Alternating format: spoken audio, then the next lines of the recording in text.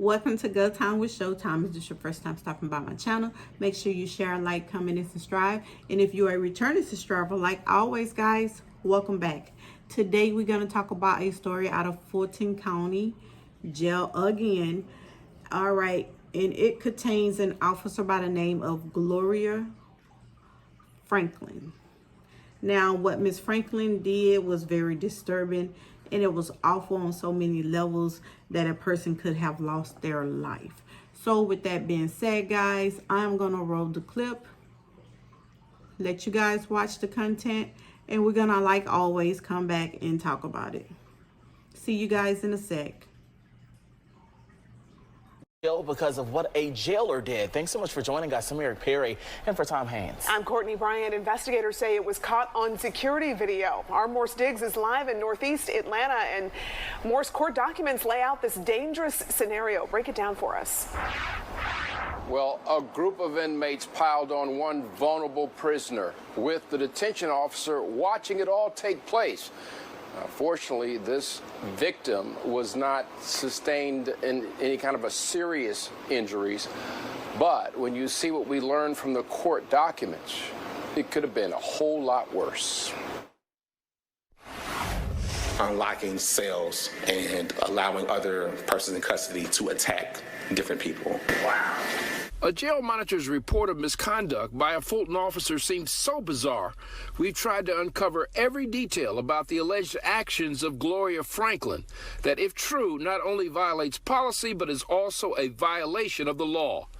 Back in February, an inmate identified as Frank Hubbard was the one handing out orders to Officer Franklin instead of the other way around. A jail beatdown was about to take place. Court documents describe the actions of the inmate as he walks to the call box and tells Detention Officer Franklin to open the Zone 200 door. Detention Officer Franklin opens the door of Zone 200, and inmate Frank Hubbard walks out. Absolutely not. To tell a officer through the intercom to open the door so they can have free access to another zone is totally incompetent and illegal. Hubbard is handed an object that looks like this, a homemade weapon, shank, and puts it in his waistband, according to the court documents. Now, in another zone, Hubbard and others jump a prisoner. That vulnerable inmate is stabbed, punched, and kicked. Officer Franklin is present and even has a conversation with Hubbard. Sheriff's investigators wrote, "At no time during any of the assaults did Detention Officer Franklin attempt to protect inmate, nor did she request any assistance from additional officers to control the situation." Charles Rambo is a law enforcement instructor. I would have been upset then, and I'm upset about it now as a retired lieutenant. Now, one of the things that Sheriff Pat Labatt did, of course, after firing this prisoner, firing the officer, he also slapped her with the prosecution a number of charges, including tampering with evidence. What she tried to do was pick up some cleaner and then try to clean up the blood that was on the floor. Reporting from Northeast Atlanta, I'm Morse Diggs, Fox 5 News. All right. Now, guys, what you heard, that was very sad, because you don't expect something like this to be going on behind prison or jail walls, in which it is happening in Fulton County. Now, it is said that Gloria Franklin was taking orders from an inmate by the name of Frank Hubbard.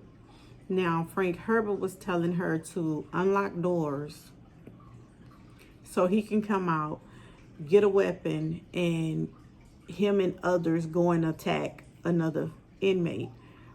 And you heard that the inmate was stabbed, kicked, punched. All the while, Miss Franklin stood there and did nothing. She did not call for him any help. She did not call for anybody to come and help her de-escalate the situation. She even sat there and had a conversation with this inmate why things was happening to this man. Now, with that being said, yes, they are criminals and they are inmates, but they're also somebody's family member. We all have family members that are in jail. Probably not be close family, but somebody in the family is in jail. So with that being said,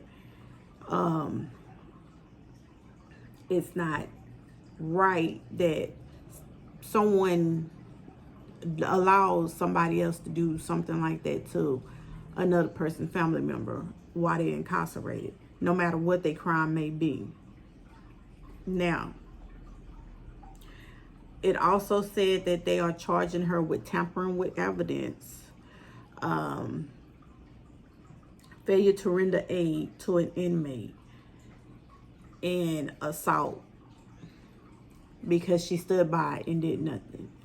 So the tampering with evidence was when, after the fight or whatever, she got cleaning products and tried to clean up what had happened. So had they murdered this person right there, what she was gonna do, clean it up and say nothing happened? Anything could have happened. He could have died from his injuries, even though they wasn't that bad. So at this point, I think this is like the second incident that have happened in Fulton County Jail. I'm looking at it like Fulton County Jail has a bunch of corrupted people in it working right now, and that they need to just go through, clean house, hiring all new people, because obviously it's some corrupted people in there that's making the jail bad. And then it said that it have officers that are unlocking doors and turning their head while people are being assaulted while behind the jail doors. Guys, with that being said, let me know your view on what you think is happening in Fulton County. Do you think they should clean house and just go through, hire all new people? Because even though these are people in jail, they still belong, they still somebody people. They could be your people, they could be my people. They still human, and they still somebody people. And they just in jail, so obviously their crimes wasn't that bad, that they in jail and not prison. So with that being said, guys, remember, share, like, comment, and subscribe. Let me know your thoughts of what's going on over there in Fulton County, how you guys feel about it, what you think should happen. And I'll see all you guys in my next video.